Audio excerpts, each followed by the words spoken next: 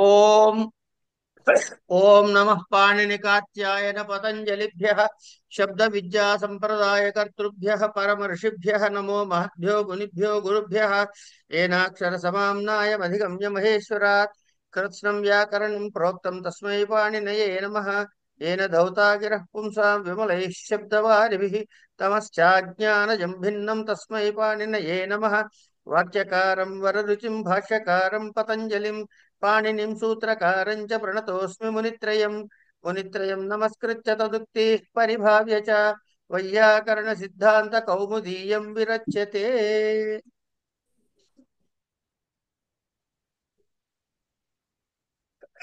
ఇవాటి నుంచి మనము దీనిలోకి ప్రవేశించాలి. దేనిలోకి? ప్రథమ కారక కారక విభక్తి కారక ప్రకరణంలోకి ప్రవేశించాలి. కారక ప్రకరణ. ఏమండి?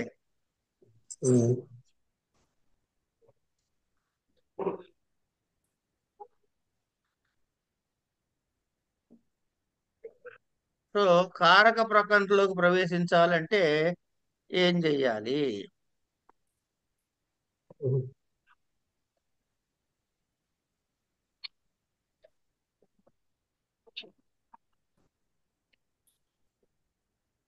ప్రవేశించడానికి ముందు ఇది చూద్దామండి కాస్త. మీ అందరికీ ఏమీ తెలియదు అని అనుకుని ప్రారంభం చేస్తున్నా. తెలిసిన వాళ్ళు ఎవరైనా ఉంటే దయచేసి చివరికి మాట్లాడండి. తెలియని వాళ్ళు ప్రశ్నకి సమాధానం చెప్పండి. తెలిసిన వాళ్ళు దయచేసి తొందరగా చెప్పవద్దు. ఎందుకంటే ఇది నాకు ఫీడ్బ్యాక్. నేను చెప్పింది అవతల వాళ్ళకి ఎంతవరకు అర్థమైంది తెలియని వాళ్ళకి అని చూసుకోవడం కోసం. మీకు పరీక్ష కాదు, నాకు పరీక్ష. సరే,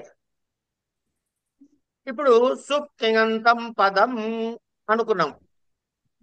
సుప్పు అంతముగా కలిగిన సుబంతములు, తింగులు అంతముగా కలిగినవి తింగంతములు. ఇవి రెండిటికి పదస్థితి వస్తాయి. ఇప్పుడు ఈ సుబంతాలు ఎలా ఉంటాయి అంటే ఇవి మళ్ళీ రెండు భాగాలుగా చేస్తాం. అజంతములు, హలంతములు అని. అజంతములు అంటే అచ్చు అంతముగా ఉన్నవి. ఇప్పుడు రామ అని రాశారు అనుకోండి, ఎట్లా రాస్తారు? రకార. ఒక్కసారి ఎవరైనా చెప్పండి. రకార అకార మకార అకార రకార ఆకార ఆకార దీర్ఘం కదా. రకార ఆకార అకార అకార అంటే రకార గురుగారు రకార ఆకార మకార అకార అకార అంతే. ఇప్పుడు చివరిలో ఉన్నది ఏమిటి? అకారమా ఏమిటి మకారమా? అకారం అంటే అక్షే కదా. అట్లాగే హరి అంటే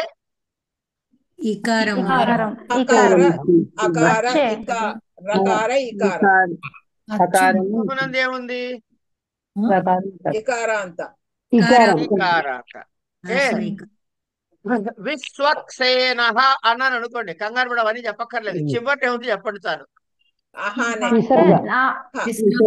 విశ్వక్సేన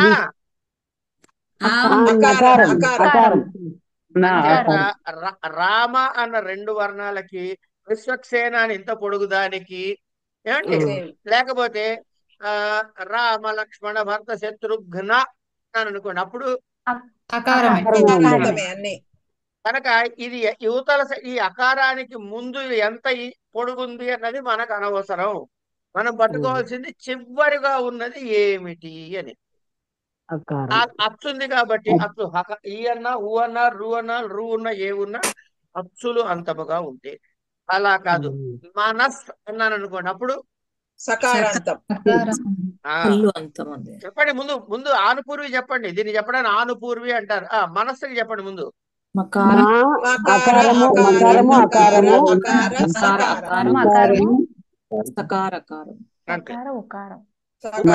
మనస్సు కాదు, మనస్సు.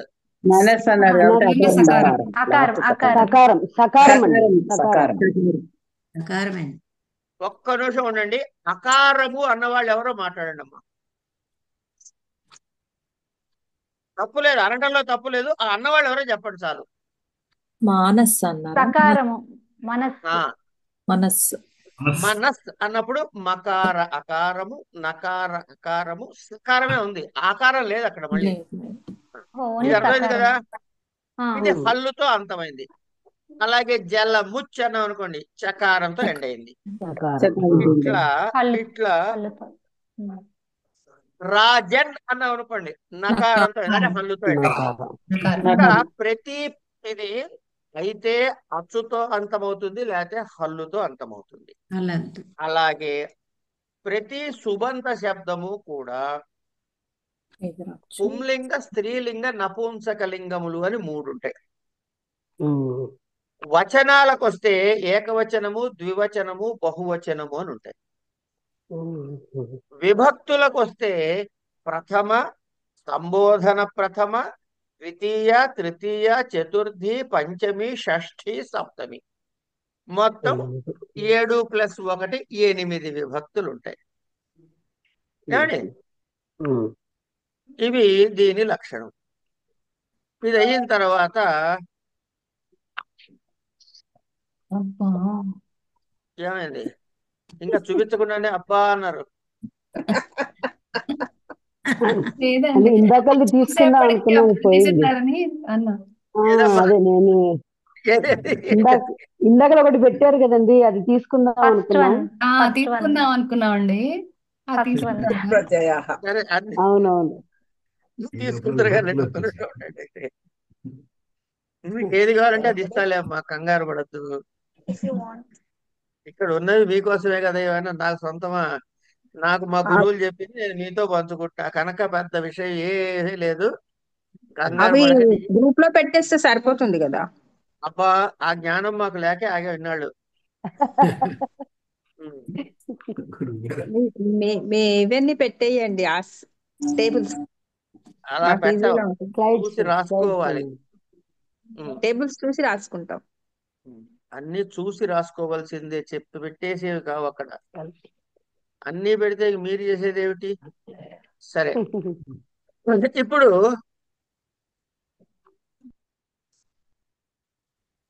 దా ఓహో,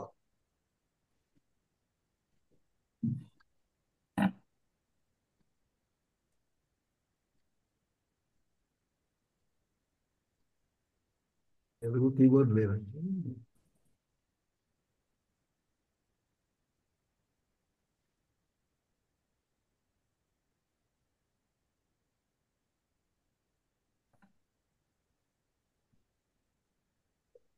దదాతి అంటే ఏమిటండి ఇది? క్రియాపదం అండి. అది ఏమిటి అర్థం దీనిది? ఇస్తున్నాడు. ఇవ్వడం. ఇచ్చెను, ఇచ్చెను, ఇచ్చెను. ఏమండి? ఎవరిచ్చారు? కర్త ఇచ్చి ఉంటాడు. నేను చెప్తున్నా, మీరు ఆ కర్తలు అవన్నీ చెప్పకండి, నేను అక్కడ ఏది రాస్తే అది చదవండి. రామః దదాతి, రాముడు ఇచ్చెను. మనకి తెలుగు ట్రాన్స్లేషన్ అక్కర్లేదు. సరే పోనీ చెప్పినా పర్లేదు, తెలుగు ట్రాన్స్లేషన్ చెప్పినా నేనేం అనుకోను కానీ.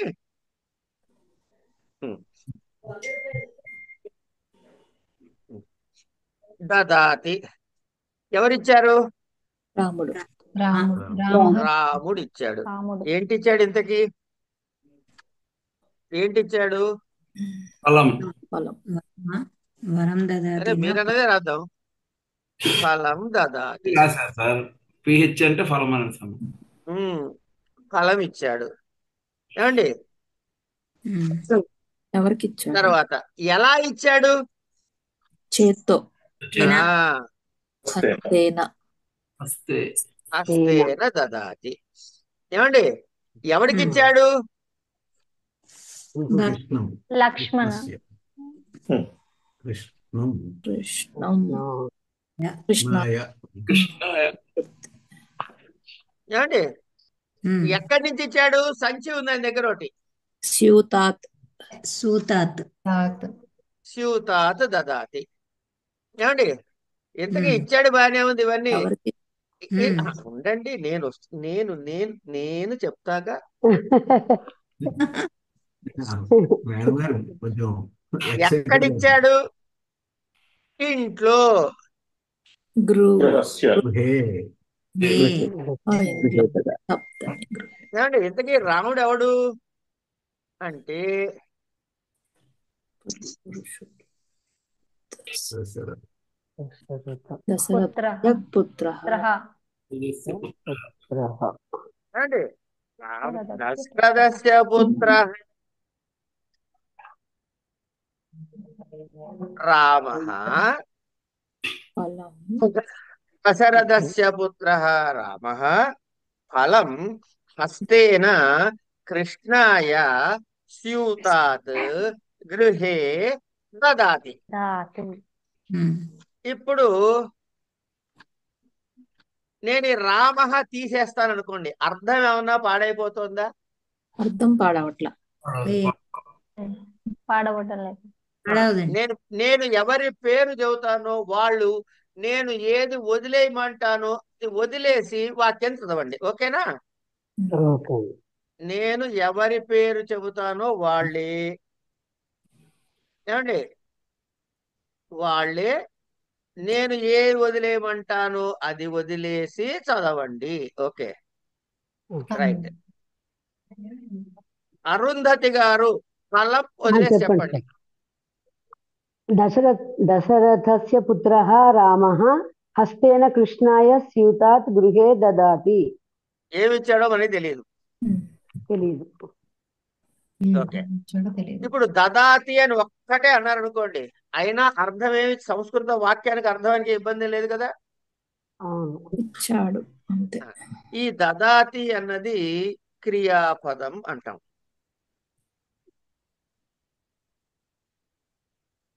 దదాతి అన్నది క్రియాపదం. ఇప్పుడు రాముడు అంటే రామ ఏ దశరథస్య పుత్ర అన్నాం కదా. ఈ దశరథస్య పుత్ర పక్కకు పెట్టండి కాసేపు. ఫలం అని లేకపోయినా అర్థం మారదు. ఇప్పుడు నేను ఏది చెబుతానో అది ఒక్కటి దదాతితో కలిపి చెప్పండి. భాస్కర దేవి గారు రామ గురుగారు సారీ, క్వశ్చన్ ఒకసారి చెప్పను. రామ పట్టుకుని దదాతి ఒకటి, నేను చెప్పిన పదం ఒక్కటి కలిపి రామః రామః దదాతి. ఏమన్నా మారి తప్పేమన్నా ఉందా? లేదండి. రైట్. దివ్య గారు హస్తేన. హస్తేన దదాతి. ఓకే. సూర్య కృష్ణాయ. కృష్ణాయ దదాతి. గీత స్యూతాత్.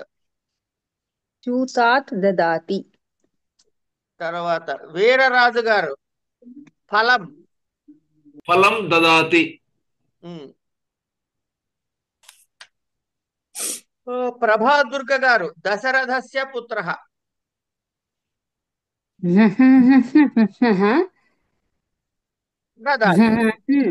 అంటే కనుక ఇక్కడ మనం అర్థం చేసుకోవాల్సింది ఏమిటంటే, ఏ పైన ఉన్న నల్లగా ఉన్నవన్నీ కూడా ఈ ఎర్రదాంతో లింక్ అయి ఉన్నాయా లేవా? ఉన్నాయండి. దీన్ని ఏమన్నారు? క్రియాపదం అన్నారు. క్రియాపదం. ఈ క్రియాపదంతో లింక్ అయి ఉన్నవి కాబట్టి వీటిని కారకము అన్నారు. ఏమన్నారు? ఓహో, కారకము క్రియాపదాలతో కలిసి ఉన్న వాటిని కారకము అంటారు అన్నారు. ఏమండి ఆగండి ఆగండి ఆగండి, అప్పుడే కాలే, కారకం కాలేదు. ఇక్కడ తారకం ఇంకా మీకు రాలేదు, కారకం వరకే వచ్చాం.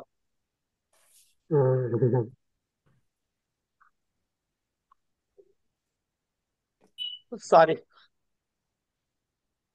ఏమండి అయితే ఇప్పుడు ఈ దదాతి అనే దానికి రాముడికి లింక్ ఏమిటి?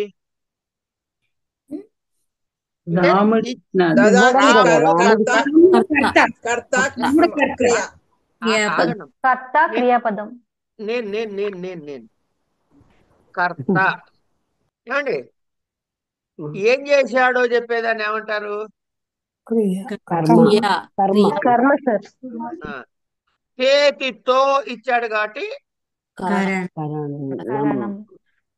ఏమండి కృష్ణాయ ఎవరికైతే ఇచ్చాడో దానిని కృష్ణుడికి కదా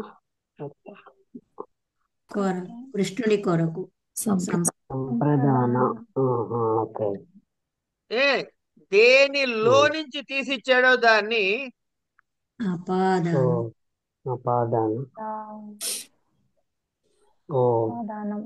అపాదానం. ఎక్కడ ఇచ్చాడో దాన్ని అధికరణ అధికరణం. అధికరణ కారకం. ఇప్పుడు దీని అన్నిటి ముందు కారకం అని పెట్టి కారకాల పేర్లు నీలిమ గారు చెప్పండి అమ్మా. కర్తృకారకం, కర్మకారకం, కరణకారకం, సంప్రదాన కారకం, అపాదాన కారకం, అధికరణ కారకం. కర్తృకారకం, కర్మకారకం, కరణకారకం, సంప్రదాన కారకం, అపాదాన కారకం,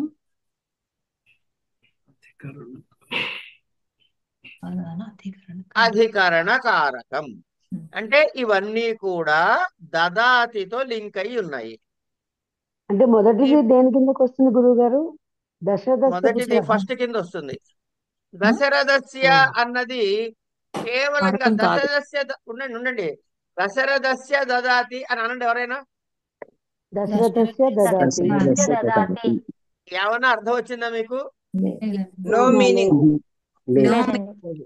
అందుకని దశరథస్య అన్నటువంటిది దదాతి అనే క్రియాపదానికి లింకు లేదు. చెప్పమ్మా. ఇది ఒక్క నిమిషం అరుణ గారు వెళ్ళండి పర్వాలేదు.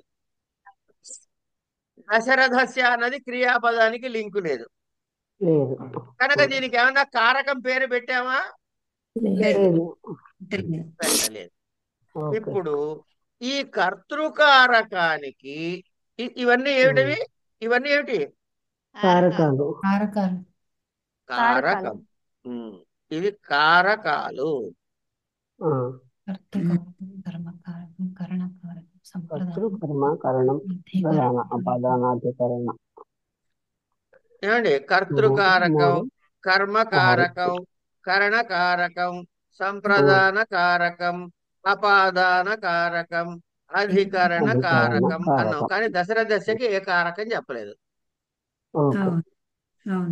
సరే కాసేపు ఇప్పుడు ఎందుకు ఏమిటి అనే ప్రశ్నలు వెయ్యకండి. ఓకే. చెప్పేది వినడం వరకే మీ బాధ్యత. ఎందుకంటే మీరు ప్రశ్నలు వేస్తే నేను సమాధానం చెప్పలేను కాబట్టి. సరే కాసేపు ఉండండి. ఈ రామ అన్నది ఏమండి ఈ రామ అనేదైతే ఉండదో ఇది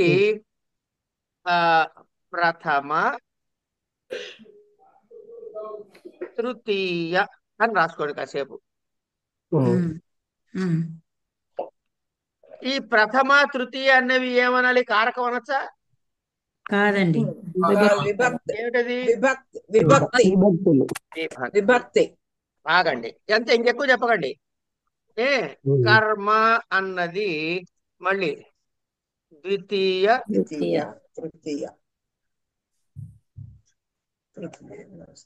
ప్రథమ.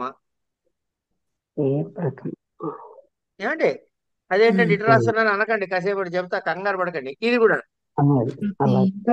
దీన్ని కూడా ప్రథమ చతుర్థి పంచమి సప్తమి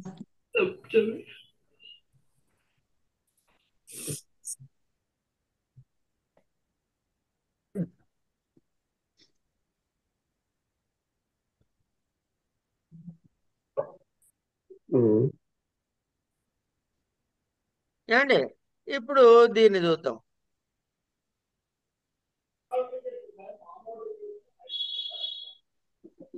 సంప్రదాన ఏ విభక్తి అన్నాము? చతుర్థి. ఏమండి అధికరణానికి ఏమన్నాము? సప్తమి సప్తమి. బ్యాలెన్స్ అంటే ఏమిటి? మిగిలింది సమానంగా షష్ఠి. ఉండడం. మిగిలినది. దాన్ని సంస్కృతంలో శేషము అందాం. శేషం. శేషే అచ్చా. షష్ఠి శేషే. శేషే శేషే షష్ఠి షష్ఠి. ఓహో, ఓకే. ఏమండి? అవునండి మిగిలిపోయింది దశరథకి ఇచ్చేద్దాం. ఓకే. కనుక కనుక ఇప్పుడు మనం చెప్పుకోవాల్సింది ఏంటంటే రామ ఫలం హస్తేన, వీటికి రెండేసి ఉన్నాయి, మిగతా వాటికి ఒక్కొక్కటే ఉన్నాయి. అవునా కదా? అవునండి. ఉన్నాయి. కర్మ కరణ. ఏమండి మీరు నేను పాఠం చెప్పట్లేదు అనుకోకండి. ఏమండి విభక్తులు చెప్తారు, దేవుడు చెప్తున్నారు అనుకోకండి, ఇది కూడా పాఠమే. అలాగే. ఆ తర్వాత అంటే మరి రామ అన్నది కర్తృకారకం అని అన్నారు, ప్రథమ విభక్తి అన్నారు. అంటే అర్థం ఏంటంటే ఇప్పుడు రామ అన్నది ఆ సందర్భాన్ని బట్టి, ఏమిటో సందర్భం తర్వాత చెప్పుకుందాం, ముందు కొంచెం బుర్రలోకి ఎక్కించుకుందాం. రామ అన్నది ప్రథమ విభక్తిలో చెప్పిన, తృతీయ విభక్తిలో చెప్పిన, అదే కర్తృకారకం అయ్యేందుకు అవకాశం ఉంది. అవునా కదా? అవునండి అవునండి రైట్. ఈ కర్తృకారకాన్ని ప్రథమ తృతీయకి ఇంకా వేరే చతుర్థిలో చెప్పే అవకాశం ఏమైనా ఉందా అక్కడ రాసిన దాని ప్రకారం? లేదు. లేదండి. ఉండదు లేదు. తీసేయండి. కర్మ. కర్మ అంటే ద్వితీయ విభక్తిలో ఉన్నటువంటి పదాలు మీరు చదివే వాటిలో అవునండి ద్వితీయ విభక్తిలో ఉండే పదాలు ఏ కారకం అవుతాయి? కర్మకారం. కర్మకారకం. అది కర్మకారకం అని మీకు అర్థమైపోయింది. అవునండి తృతీయ విభక్తిలో ఉంటే కరణకారకం కర్తృకారకం కరణకారకం. కరణకారకం. కరణకారకం. కర్తృ కరణ. కర్తృకారణం కావచ్చు, కరణకారకం కావచ్చు. కరణకారకం కావచ్చు. అవును అదే ప్రథమలో ఉంటే కర్మకారకం. కర్మకారకం కర్మకారకం కర్తృకారకం. కరణకారకం. కరణం కారకం. కర్తృ కర్మ కరణ. చతుర్థిలో మీరు చదివిన వాక్యంలో చతుర్థి విభక్తిలో ఉంటే ఒకటే. సంప్రదాన కారకం. సంప్రదానం ఒకటే. సంప్రదాన కారకం. పంచమిలో ఉంటే అపాదాన అపాదాన కారకం. కారకం ఒకటే. సప్తమిలో ఉంటే అధికరణ కారకం ఒకటే. ఒకటే అయిపోయింది. ఈ కారకాలు ఏమీ కాకపోతే షష్ఠి. షష్ఠి షష్ఠి. ఏమండి? అయితే ఏమండి ఒక్కొక్కప్పుడు ఎప్పుడు కాదు, ఒక్కొక్కప్పుడు ఈ కారకాలకి ఈ చెప్పిన విభక్తులే కాకుండా వేరే విభక్తులు కూడా వచ్చే అవకాశం ఉన్నది. ఇది గుర్తు పెట్టుకోండి అంతే. ఎందుకు వస్తుంది, ఎప్పుడు వస్తుంది, ఇప్పుడే పంచాయతీ వద్దు మనం కొట్టుకోవద్దు దాని గురించి.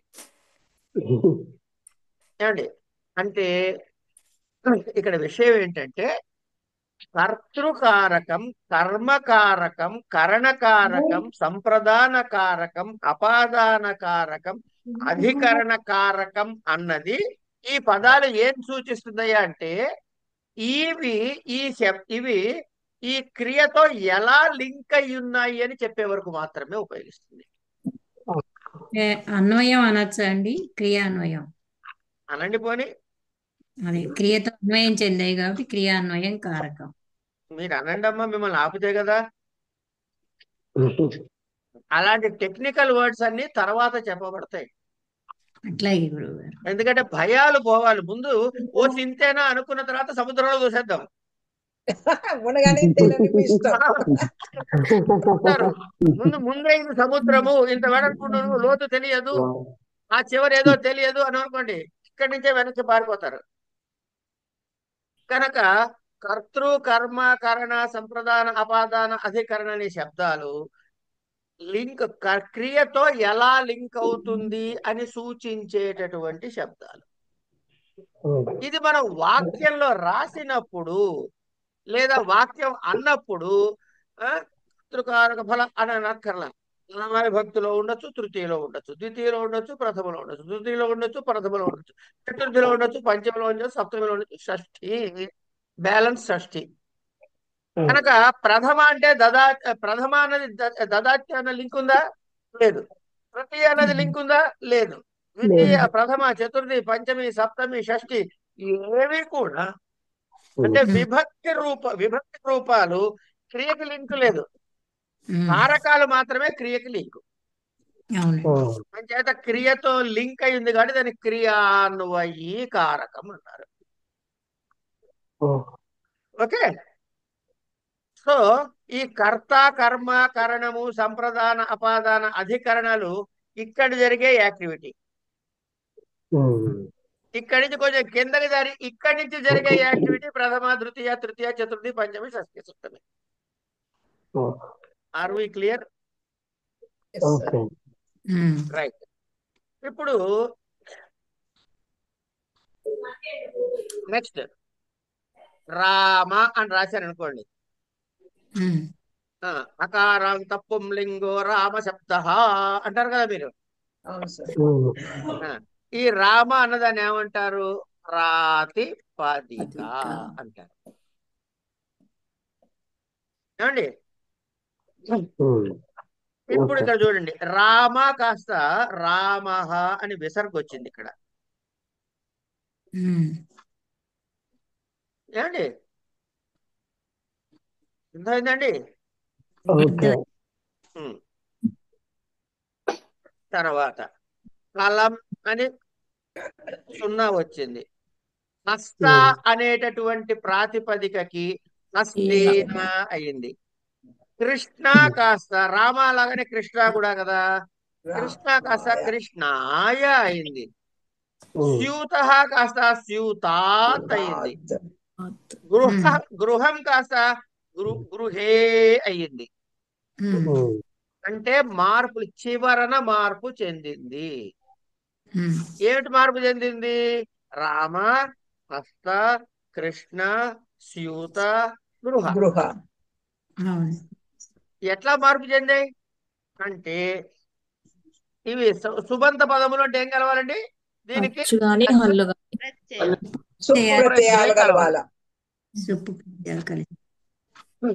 సూప్ అంటే ఏమిటి? మీరు సార్ మర్చిపోయారు, దీర్ఘం పెట్టాలి. సూప్ అండి అది అని అనకండి. మీరు సూప్ అన్నారంటే మీరు సూప్ లో పడతారు. సుప్పు ప్రత్యయం చేర్చాలి. సుప్ అంటే ఏమిటి?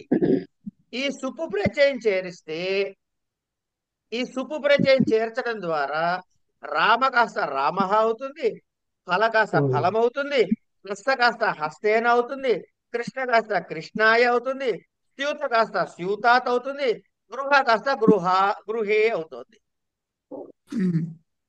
అంచేత ఈ సుప్పు ప్రత్యయాలు ఏం చేస్తున్నాయి అన్నమాట? విభక్తి ఏదో అది పెట్టాలి అక్కడ. అంటే ఇప్పుడు సుప్పులు ఎన్ని రకాలు ఉండాలి? 7 రకాలు. 7 7 ఇంటూ 3 21 మూడేమిటి? ఏకవచన, ద్వివచన, బహువచన. ద్వివచనం, బహువచనం. అది కనుక సుప్పు ప్రత్యయాలంటే ఏంటన్నమాట? 21 ఏకవింశతి. అన్ని మీకు తెలిసిపోయింది. నేను చెప్పేది ఉందమ్మా, పాఠం నాకు అర్థం కాదు. సరే, ఇక్కడికి వచ్చారు కదా, ఇప్పుడు ఆ సుప్పు ప్రత్యయాలు ఎట్లా ఉంటాయో చూద్దాం.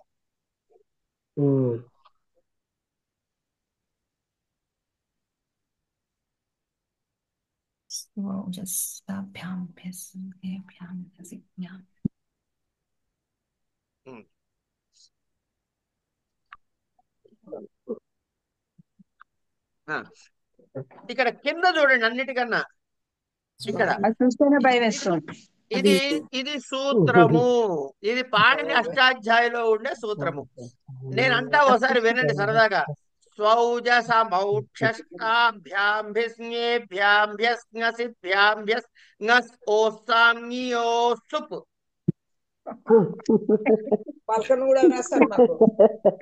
ఇది పలకాలంటే మాయాబజార్ సినిమా చూడండి, మన రమణారెడ్డి గారు నేర్పిస్తారు. అదే అనుకున్నా, మాయాబజార్ లో చేస్తేనే అది వస్తుందేమో అని. ఇప్పుడు నా దగ్గర పుల్లలేదు కాబట్టి సు ఔజస్ అని అనిపించలేదు మీ చేత. మీ పేరు చిన్నమయ్య కాదు కాబట్టి నేను ఇంకేం చేయలేను. సరే, ఇవి విడగొడితే పైన వచ్చినట్టు వస్తాయి. అడ్డంగా చదవండి. సు ఔ జస్ సు అమ్ ఔట్ చెస్. స్వౌజస్ నేను అన్న తర్వాత దయచేసి నేను అన్న తర్వాత అనండి, నాతో పాటు అనకండి. మళ్ళీ సు ఔ జస్ అమ్ అవుట్ సెస్ టాభ్యాం బిస్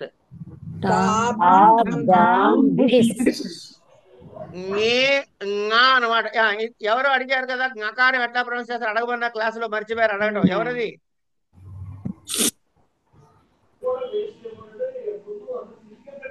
ఎవరో గ్రూప్ లో పెట్టారు కదమ్మా ఞా ఎట్లా ప్రొనౌన్స్ చేయాలని.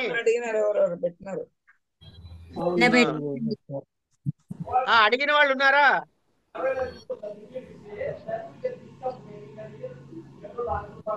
సరే, ఆవిడ తర్వాత వింటారు అనే భావంతో చెప్పుకుందాం. ఆవిడ అడిగినవి రెండు. నా అనాలా అన్నారు, అనకూడదు. నా అనాలా అన్నారు, అనకూడదు.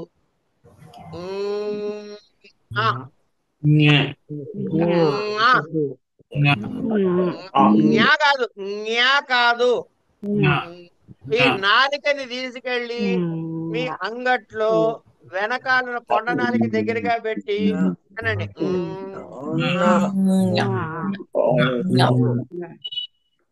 అది జ్ఞేభ్యాభ్యస్ అనండి.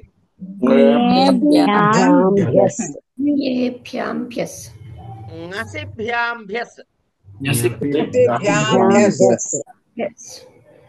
నస్ ఓస్ ఆమ్. మీరు నస్ అన్నారంటే మీరు నస పెట్టినట్టు అవుతుంది. నస్. నీ ఓస్ సుప్.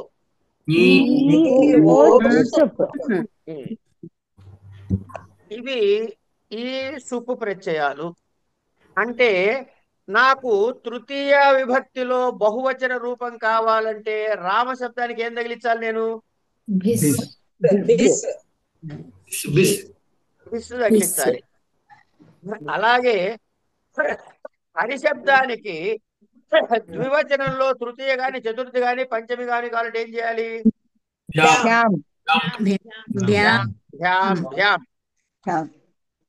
అయిపోయిందా? ఇలా ఇవి సుప్పు ప్రత్యయాలు అంటారు. ఇప్పుడు మనం ఏం చెప్పుకున్నాము? ఇత్తు సంజ్ఞలు రాలిపోతాయి అని చెప్పుకున్నాం లేదా? చెప్పుకున్నాం. ఈ సూలో ఉన్నటువంటి ఊ ఉందే అది కూడా ఇత్తు సంజ్ఞే. ఎందుకంటే అది అనునాసిక్ ఉకారము. అనాలి మనం. ఓకే, జస్సులో ఉన్న సకారం పోతుందా పోదా? ఇందులో ఏ ఏ ఇత్తు సంజ్ఞలు పోతాయి చెప్పండి సరదాగా. ఒక్క నిమిషం. కొన్ని సూత్రాల ఆధారంగా కొన్ని పోవు అని చెప్పి తర్వాత చెబుతాడు. వాటి జోలికి పోదు. మీకు అర్థమైనంత వరకు మీకు చివరన ఇవి ఉన్నాయో అవన్నీ పోతాయో తెలుస్తుంది కదా ఒక విధంగా. కొన్ని పోవు, ఎందుకు పోవో తర్వాత చూద్దాం వాటి సంగతి. ఇప్పుడు ఈ సుప్పులో ప్రకారం పోతుంది. ఈ మొదటి అక్షరం ఏంటి? ఈ చివరన్నది ఏమిటి?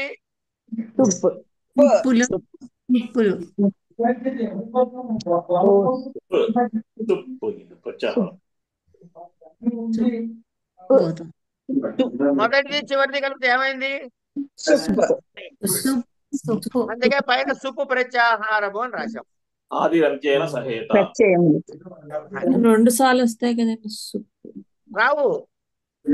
ఈ సుప్పు అన్నది దాన్ని ఏమంటారు? విభక్తి ప్రత్యయము. అలాగే సు అనే దానికి కూడా సు ప్లస్ ప్రత్యయము, ఇది ప్రత్యాహారం కూడా అవుతుంది. ఓకే, ఇప్పుడు ఇందులో పోయిన తర్వాత ఇక్కడ చూడండి ఈ టేబుల్ ని. ఒక్క 5 నిమిషాలండి వాళ్ళ క్లాసు. నేను లేట్ గా మొదలెట్టాను, ఇది చెప్పి పాట ఆపుతాను. సు అన్న దానిలో ఏమిటి? సకార ఉకారాలు ఉన్నాయి కదా. ఈ సకార ఉకారంలో ఊ పోయి ఎర్రగా ఉన్నవి మిగులుతాయి. ఏమండి? ఈ ఉమ్, అంటే సకారం మిగిలింది, ఉమ్, ద్వివచనంలో ఔ మిగిలింది, ఈ ఉమ్, జస్సులో జకారం పోతుంది, జస్సు ఉమ్, మిగులుతుంది. అంటే ఉమ్. ఏది ఆహా మిగిలింది. అంటే ఏది చూపించాలి కరెక్ట్. వాళ్ళు అడిగింది నేను చూపించకపోతే ఎట్లా తెలుస్తుంది పాపం వాళ్ళకి. ఎస్ ఇక్కడ ఈ జస్సులో జకారములో జకారం పోయి అస్సు మిగులుతుంది. ఈ అస్సు కాస్త ఆహా అవుతుంది. ఉమ్, ఎందుకు అవుతుందో మనం తర్వాత చదువుకుందాం. ఓకే హమ్ ఇట్లాగే ఉంటుంది. అవుట్ లో టకారం పోతుంది, ఔ మిగులుతుంది. శస్సులో శకారం పోయి అస్సు మిగులుతుంది, అందుకే ఆహా మిగులుతుంది. ఉమ్, ఆలో టకారం పోయి ఆ మిగులుతుంది. ఉమ్, భ్యాము భ్యాము భ్యాములు అలాగే ఉంటాయి. ఉమ్. భిస్సు భ్యస్సు భ్యస్సులు బిహి భ్యహ భ్యహ అవుతాయి. అంటే ఇక్కడ ఉమ్. మీకు అర్థం కావాల్సింది ఏమిటి? ఎక్కడ సకారం ఉన్నదో అక్కడ హా వస్తుంది. అక్కడ ఆహా అని విసర్గ వస్తోంది. గమనించారా ఇది? ఆ, అవును. అలాగే ఈ గమనించాం. సకారం కూడా విసర్గ అవుతుంది. ఆ, తర్వాత అవును. ఞే, ఈ ఞేలో ఏమైంది? ngకారం జ్ఞా. పోయింది, ఏ మిగిలింది. యా ఏ ngసిలో ngకారం పోయింది, ఇకారం పోయింది, అస్సు మిగిలింది. ఆహా. అస్సు ఆహా మిగిలితే అవుతుంది, ఆహా అవుతుంది. అవుతుంది. అట్లాగే ngస్సులో కూడాను ngకారం పోయింది, అస్సు మిగిలింది, ఆహా అవుతుంది. ఓసులో సకారం ఉంది కాబట్టి ఓహో ఉంది, ఆము. ఇట్లాగే ఞీయోసుపులో ఞీలో ngకారం పోయి ఈకారం మిగిలింది. ఇవి మిగిలినవి. ఈ మిగిలిన రూపాలని లేకపోతే ఆ కింద పద్యం వచ్చింది. ఇగో ఇలా వస్తుంది అన్నాడు. ఫైనల్ గా ఈ రూపాలు మిగులుతాయి. ఓకే. విసర్గ విసర్గ అంటే సంప్రదాయ సంబోధన ప్రథ కూడా రాశారట అక్కడ. అవును. అది ఓకే. ఇక్కడ మీరు గమనించినట్లయితే 3 రంగులు కనబడుతున్నాయి మీకు. జెండా రంగులు కాదు. సకారములతో ఉన్నవి 1, 2, 3. సకారముతో ప్రారంభమయ్యేవి మిగిలిన ప్రత్యేక భాగం. అచ్చులతో మిగిలినవి మిగతివి, సకారంతో మిగిలినవి ఈ 6. అవునండి. వీటిని ఏం ప్రత్యయాలంటారు? తుప్పు ప్రత్యయాలు అంటారు. మీ కెమెరాలతో రెడీగా ఉండండి అమ్మా అందరూ. ఒక్క నిమిషం.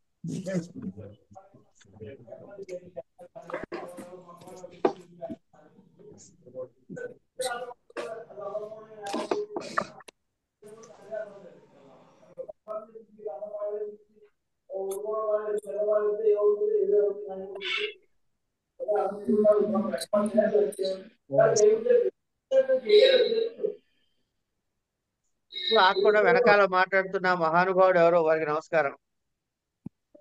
తీసుకున్నారా? తీసుకున్నాను. నిమిషం సార్.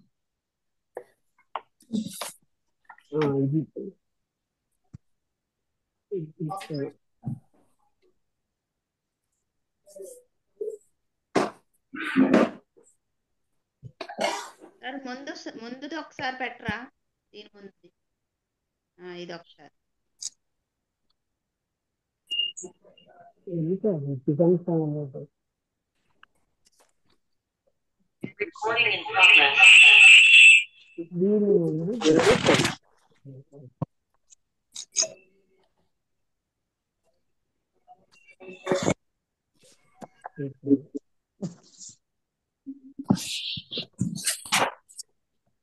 అయిపోయిందా తీసుకోవటం?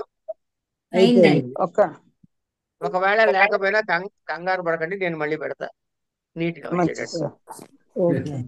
తీస్తామన్నారు కాదు, ఎందుకు వద్దనని పెట్టా. ఇప్పుడు మీకు ఒక్క నిమిషం. అయ్యా వీర్రాజు గారు, మీ దగ్గర డిస్టర్బెన్స్ వస్తుంది సార్. కారకానికి విభక్తికి తేడా తెలిసిందా లేదా? తెలిసింది సార్. విభక్తి అన్నది ప్రొనౌన్సియేషన్ రైటింగ్ లో వాడేది. కారకము అంటే మైండ్ ప్లేస్ లో జరిగేది, ఎలా క్రియకి లింక్ అయ్యి అనుసంధానం అయ్యింది అని చెప్పే భాగం. అంటే కనుక షష్ఠీ విభక్తికి ఏ కారకము లేదు కనుక షష్ఠి శేషే చాలా చెప్పుకుందాం. ఇవి కారకాలు చదువుకుని ఈ కారకం నిర్ణయం చేసిన తర్వాత ఏ విభక్తి వస్తుందని నిర్ణయం చేస్తాం. కనుక ఇప్పుడు మనం చదువుకోబోయే భాగం పేరు కారక ప్రకరణము. అర్థమైందండి? ఇది సుబంతములుగా చెబితేనే ఉచ్చారణ కుదురుతుంది. కనుక ఈ సుబంతము ఇలా రాస్తే, ఈ ప్రత్యయము రాస్తే, ఈ ప్రత్యయం రాస్తే ఈ ఈ విభక్తిలో ఈ వచనంలో ఉంటుంది అని అర్థమవుతుంది. ఓకేనా?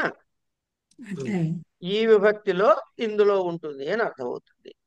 కనుక సుబంత అర్ధ ప్రకరణం కూడా అనొచ్చు.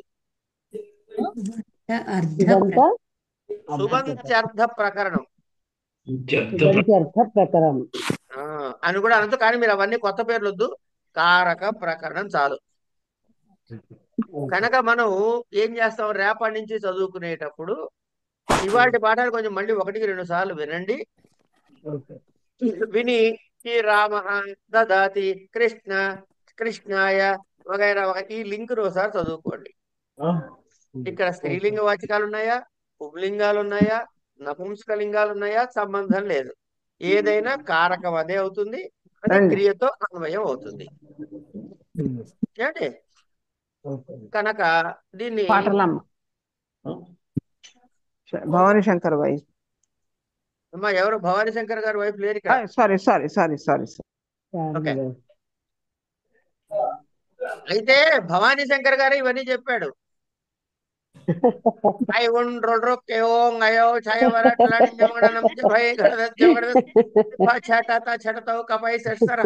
ఇది మాహేశ్వరాణి సూత్రాన్ని అన్నారు కదా, కనుక శంకరుడు చెప్పింది. ఓకే సరే. కనుక ఈ కారకం అంటే ఏమిటో తెలిస్తే ముందు మనం ఏ నిర్ణయం చేయాలి? విభక్తి వాడాలంటే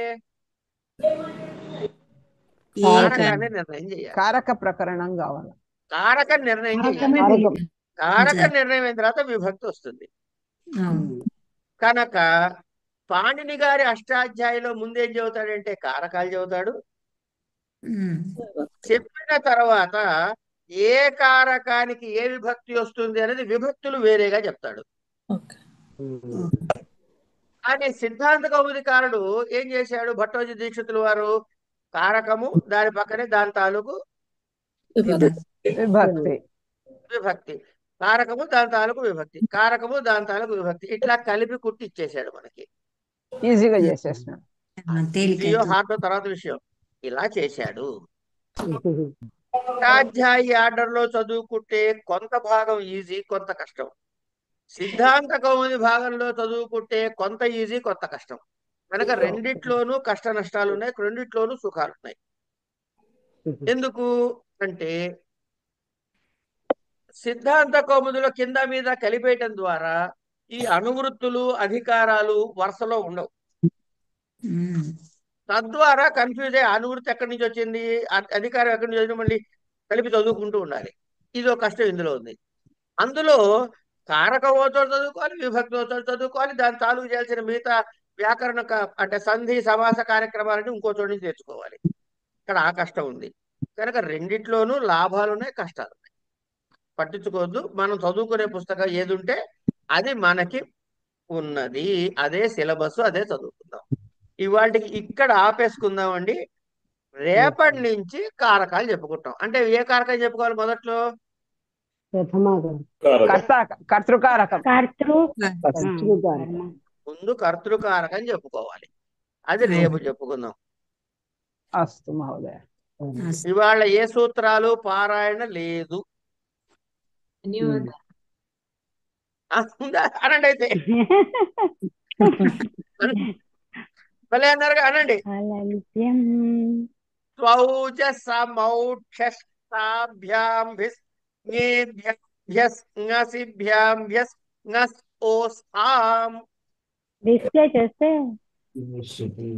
అదే చేస్తున్నాగా.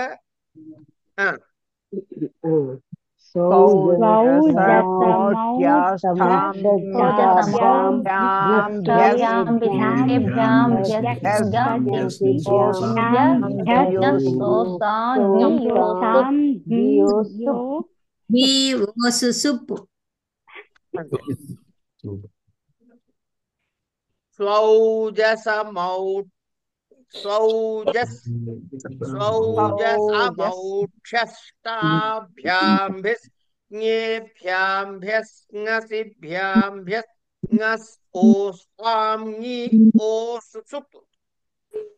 అయిపోయింది. పైన చూస్తే చదవండి తేలిగ్గా ఉంటుంది, కింద చూస్తే అసలు అర్థం కాదు. సు ఔజస్ కాస్త స్వౌజస్ అవుతుంది, సంధి చేశాం కాబట్టి. స్వౌజస్, జస్ పక్కన అమ్ముంది కాబట్టి స్వౌజసమౌక్షస్. శస్త్రత టావచ్చు కాబట్టి స్వౌజసమౌక్షష్టాభ్యాంభిస్. కలిసి అన్ని కలిసి ఇట్లాగే చదవచ్చు. ఆభ్యాంభిస్ జ్ఞేభ్యాంభ్యస్ జ్ఞసిభ్యాంభ్యస్ జ్ఞస్ ఓస్ఆం జ్ఞియోసుప్. ఈ జ్ఞి ప్లస్ ఓది కాబట్టి జ్ఞియోసుప్ అంటాం అంతే. ఇది ఒక్కటి తప్ప ఇంకే కష్టం లేదు, హాయిగా నోటికి వస్తుందమ్మా. ఇవి ఖచ్చితంగా రేపు నేను అడుగుతా, ఇవి చెబితేనే నెక్స్ట్ చెప్తా. ఇవాళ అందరూ ఇది నోటికి చేయాలి. ఇది సూత్రం సూత్రం వద్దు, సూత్రం వద్దు. సు ఔజస్ అం ఔషస్ అవి. చెప్తాం సార్. సు ఔజస్ అం ఔషస్ ఆభ్యాంభిస్ జ్ఞేభ్యాంభ్యస్ జ్ఞసిభ్యాంభ్యస్ జ్ఞస్ ఓస్ ఆం జ్ఞియోసు. పిల్లలతో స్కూల్ టీచర్లు ఆడించినట్లా మీరు ఇప్పుడు చేయండి. చేస్తా. అలాగే అండి.